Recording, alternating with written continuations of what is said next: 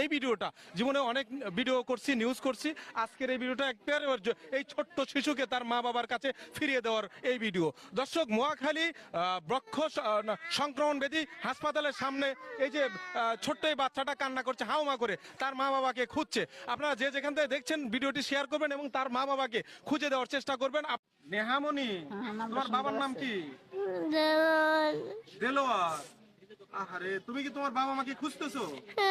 কে আনছে তোমাকে এখানে? একটা মহিলা। মহিলাকে চেনো তুমি? কি বলে নিয়ে আসছে তোমাকে?